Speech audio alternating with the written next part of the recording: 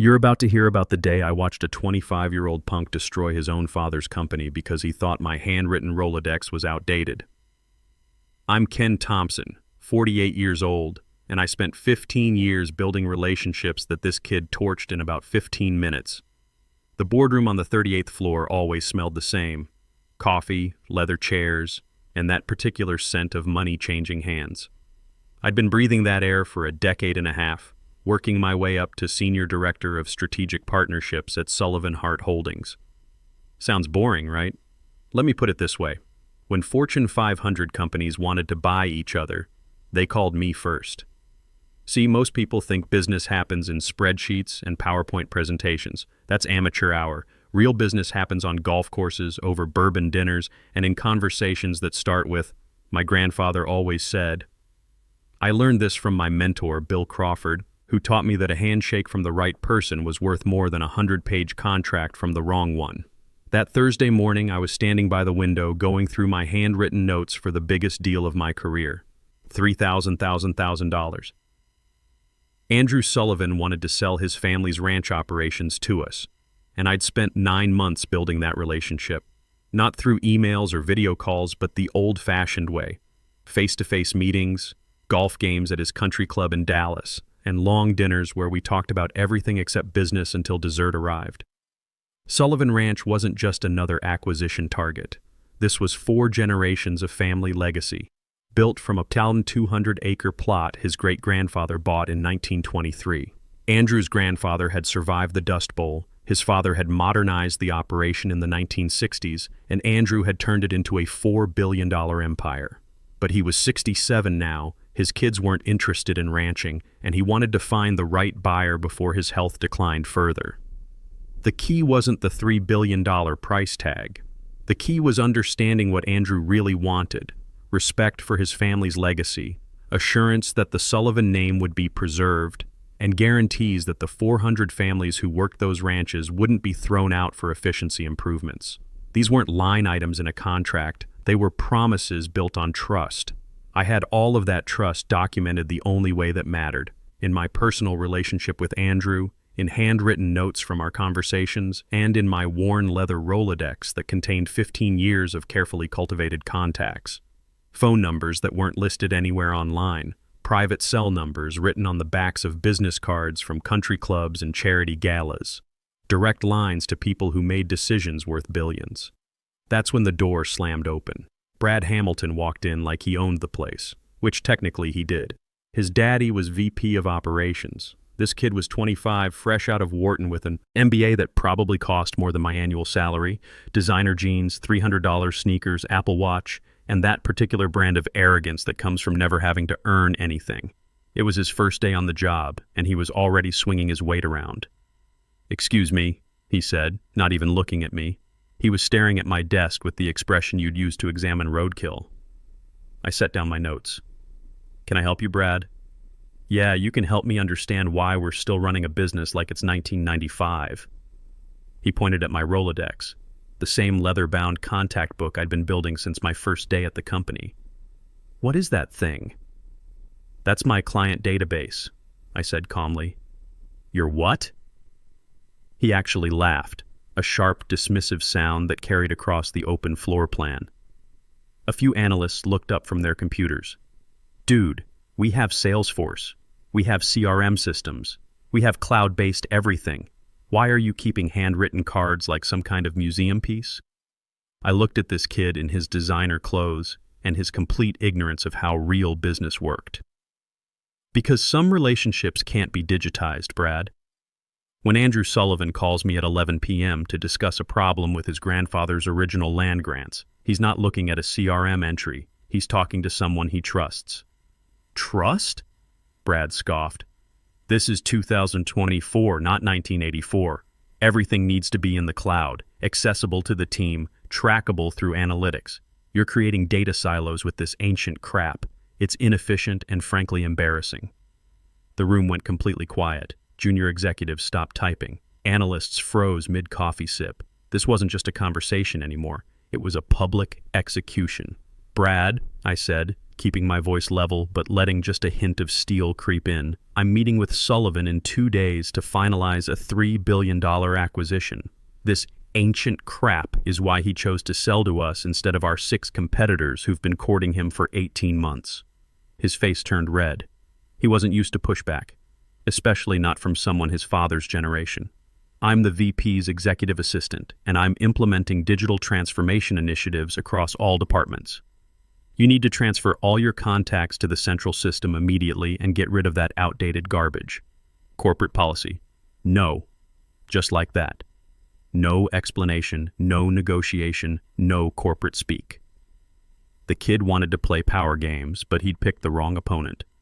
Excuse me? I said no. I have work to do. That's when he completely lost his mind. You're fired!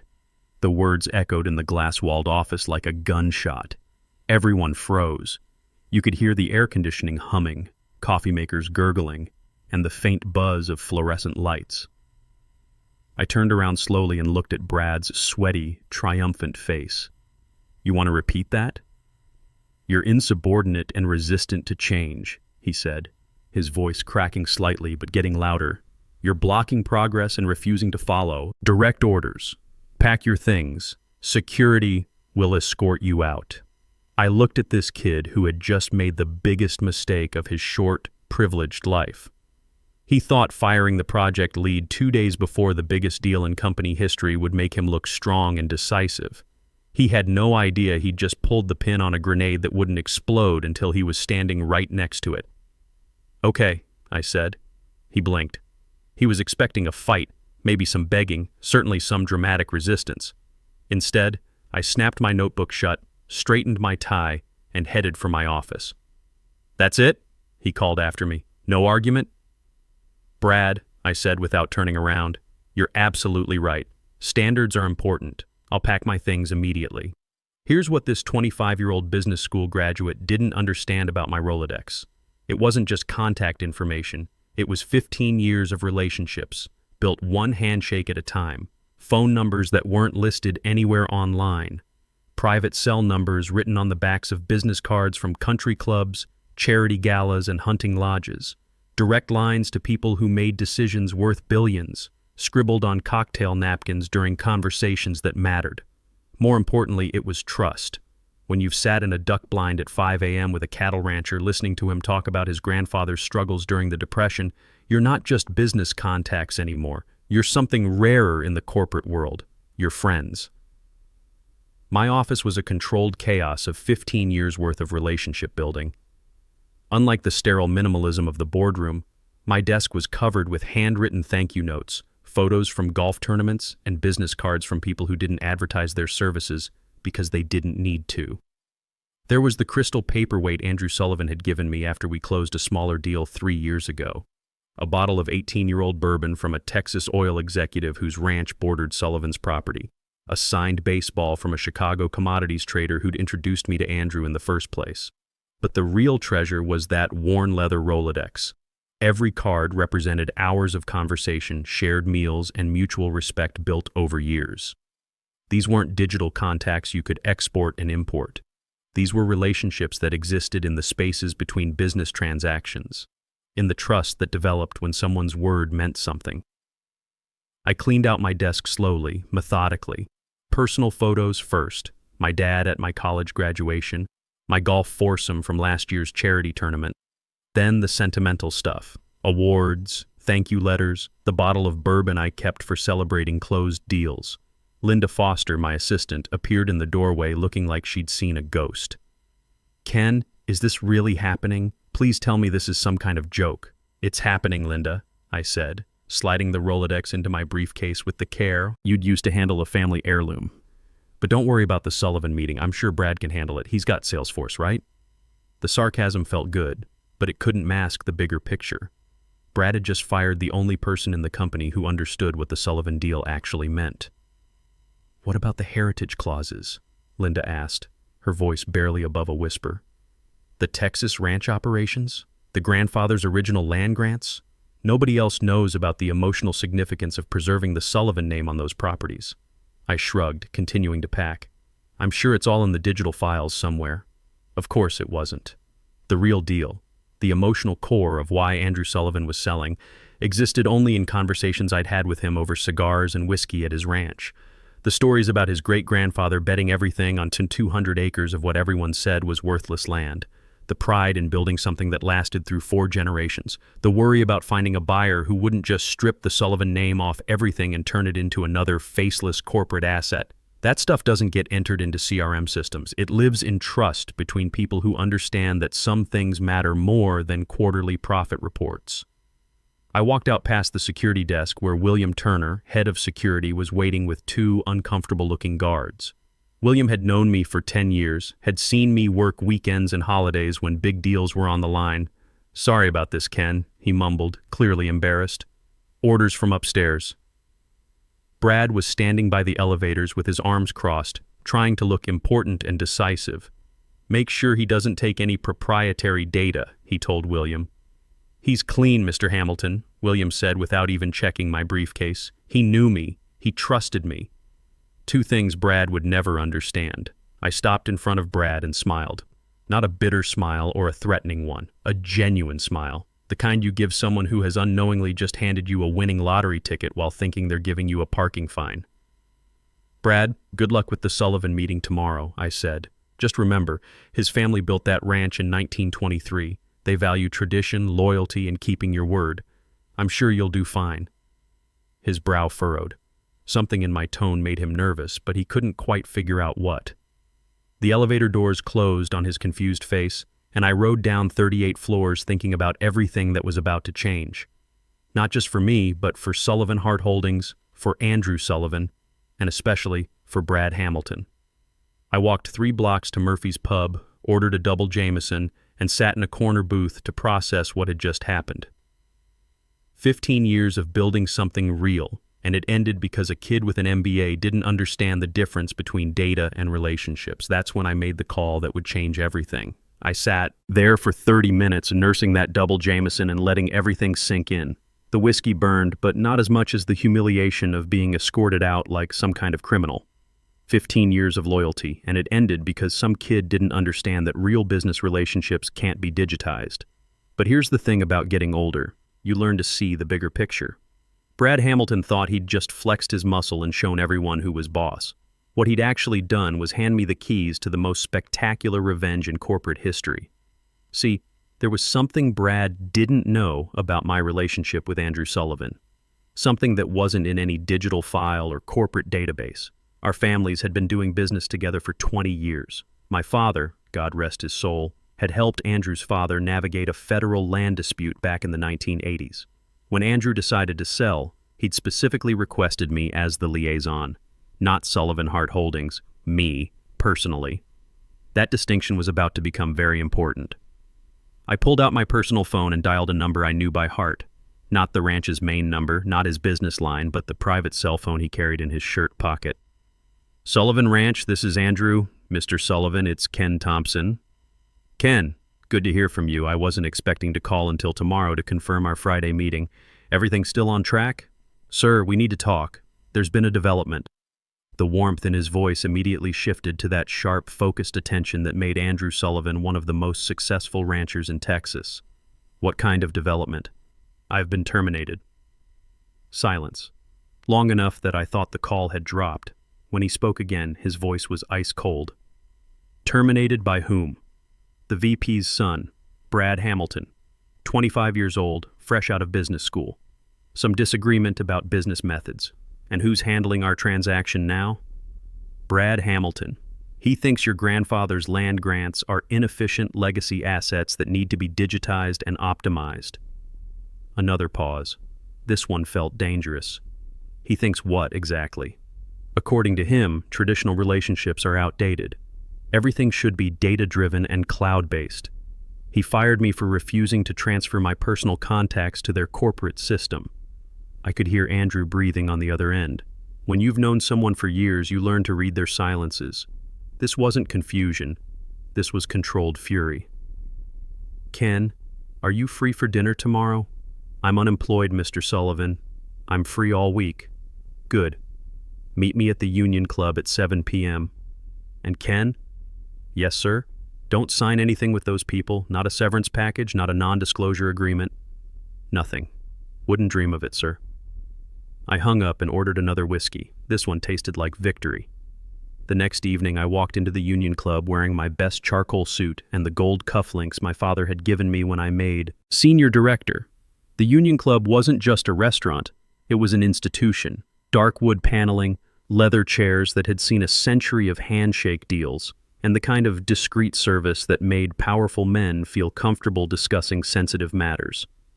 Andrew Sullivan was waiting in the library, holding 2 glasses of bourbon that probably cost more than most people's car payments. He looked exactly like Central Casting would order for successful Texas rancher: silver hair, weathered hands, and eyes that had seen everything twice. "Ken," he said, standing to shake my hand, "you look good for an unemployed man." "Thank you, sir. Good genes and stubborn pride." We settled into leather chairs that were probably older than both of us combined. The bourbon was Pappy Van Winkle 20-year, which told me this wasn't just a social dinner.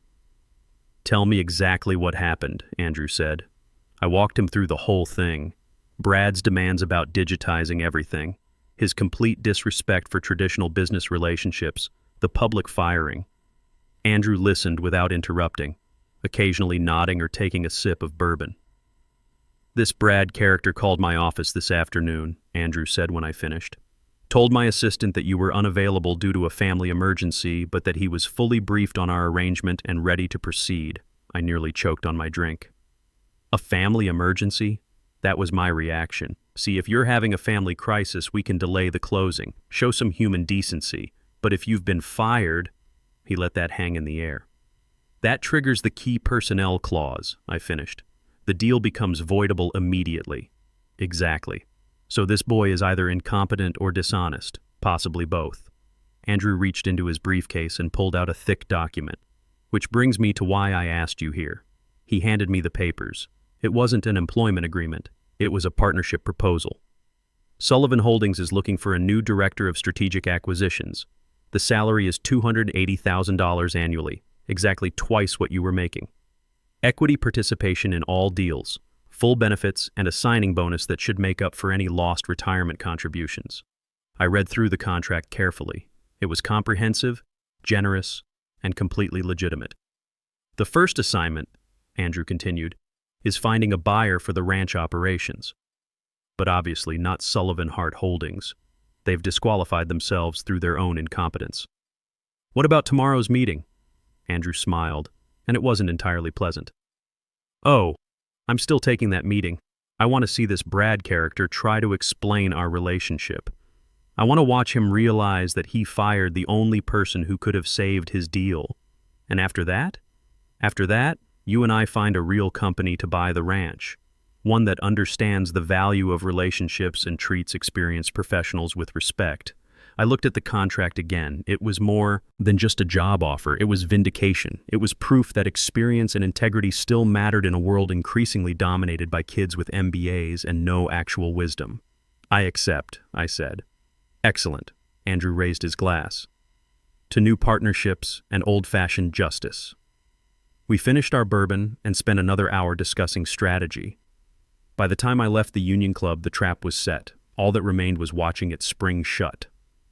The meeting was scheduled for 10 a.m. Friday morning. At 9:45, I walked into the lobby of Sullivan Hart Holdings wearing my new Sullivan Holdings Company ID badge and my most expensive suit. I didn't hide in some corner. I stood right there by the security desk, in plain sight, like a ghost returning to haunt the living. The lobby buzzed with its usual morning energy. Executives rushing to meetings, assistants juggling coffee orders, the familiar chaos of a company that moved billions of dollars around like chess pieces. I watched it all with the detached amusement of someone who was no longer part of the machine. William Turner spotted me first. His eyes went wide, then he quickly looked away, trying not to draw attention. Smart man. At 9:58, Brad Hamilton came rushing down from the 38th floor looking frantic. His expensive suit was slightly wrinkled, there was sweat on his forehead, and he had the desperate look of someone who'd spent the last 18 hours trying to figure out how to fake expertise he didn't possess. He saw me immediately. "What the hell are you doing here?" he shouted across the marble lobby, his voice echoing off the walls. Every conversation stopped. 50 people turned to watch the show. "I'm here for the Sullivan meeting," I said calmly. "You don't work here anymore." "You're absolutely right. I work for Sullivan Holdings now." The color drained from his face so fast I thought he might pass out. Christopher Peterson, the CFO, appeared behind him looking confused and increasingly panicked. "What's going on here?" Peterson demanded. "Ken works for the client now," Brad stammered, his voice cracking. "This has to be some kind of corporate espionage. This is sabotage." "Sabotage?" I laughed. "Brad, you fired me for refusing to digitize my personal relationships. I found new employment. That's called capitalism." That's when Andrew Sullivan walked through the revolving doors. The man had presence. At 67, he moved with the confidence of someone who'd built an empire from dirt and wasn't intimidated by glass towers or corporate politics. He wore a perfectly tailored navy suit, traditional leather shoes that had been resoled more than replaced, and an expression that suggested he was here to settle accounts. He looked around the lobby slowly, taking in the scene. Brad sweating in his designer clothes, Peterson panicking in his $3,000 suit, me standing calm and professional by the security desk wearing my new company badge. "Gentlemen," Andrew said, his voice carrying across the marble like a judge calling court to order. "I believe we have a meeting scheduled." Brad stepped forward, trying to compose himself. "Mr. Sullivan, there's been some confusion about staffing changes. Ken Thompson no longer represents Sullivan Hart Holdings in any capacity." "I'm aware," Andrew said, his eyes never leaving Brad's face. "He represents me now." The silence was absolute. You could hear the air conditioning, the distant hum of elevators, even the traffic outside. But nobody in that lobby was breathing. Peterson tried to salvage something from the wreckage. "Mr. Sullivan, please, this is clearly a misunderstanding. We can bring Ken back immediately. Full reinstatement, promotion, whatever compensation package he requires." Andrew looked at me with raised eyebrows. "Ken, are you interested in returning to Sullivan Hart Holdings?" I smiled. "No, sir. I'm quite happy with my new position. Better pay, better benefits, and most importantly, better management." Andrew nodded approvingly. "Then there's no one here I trust to handle this transaction." He turned toward the door, then stopped and looked back at Brad. "Young man, you called my office yesterday and lied about Ken's status. You told my staff he was unavailable due to a family emergency. That was either incompetence or dishonesty. I don't do business with companies that employ either." Brad's mouth opened and closed like a fish gasping for air. "But the contract, the terms were agreed to. We have a binding letter of intent." "Letters of intent are contingent on due diligence and good faith dealing," Andrew said coldly. "You've demonstrated neither. Good day, gentlemen." He walked out. I followed him, leaving behind 15 years of my life and a $3,000 deal that had just evaporated in the most expensive temper tantrum in corporate history. In Andrew's car, he chuckled. That was even more satisfying than I expected. "Did you see the boy's face when he realized what he'd done?" "Hard to miss," I said. "What happens now?" "Now we find a real company to buy the ranch. One that values experience and treats people with respect." The aftermath was swift and brutal. By noon, Sullivan Hart's stock had dropped 15%. By close of business, it was down 27%. The business media picked up the story by Monday morning. Failed leadership costs. Sullivan Hart 3BID deal. The board called an emergency meeting Tuesday morning. By Tuesday afternoon, Brad Hamilton's father had been demoted. Brad himself was quietly let go with a non-disclosure agreement that basically paid him to disappear and never talk about what happened. They tried everything to salvage the deal, called Andrew's office, offered concessions, even flew a delegation to Texas to meet with him personally. Andrew refused to take their calls. When they showed up at his ranch uninvited, his security team escorted them off the property. 6 months later, we sold Sullivan Ranch operations to Palmer Family Holdings, a fourth-generation agricultural company based in Nebraska. They understood heritage. They valued tradition. They respected the handshake agreements that had governed the Sullivan Ranch for 100 years. Final sale price, $3,200,000. $200 million more than Sullivan Hart had offered. As for me, I'm doing just fine. My office has a view of downtown Dallas, a fully stocked bourbon cabinet, and walls lined with thank you letters from clients who appreciate that some things can't be digitized. My Rolodex is bigger than ever, full of people who understand that real business happens between human beings, not computer systems. Last week, I got a Christmas card from Linda Foster. She found a new job at a company that values experience. William Turner retired with a full pension. Christopher Peterson landed on his feet at another firm. Brad Hamilton? Last I heard, he was working for a tech startup in Austin, probably trying to disrupt something that doesn't need disrupting. Sometimes the old ways really are the best ways. Sometimes respect matters more than innovation. And sometimes, if you're patient and play your cards right, the universe gives you exactly the revenge you deserve. That's my story. Hope it was worth the telling.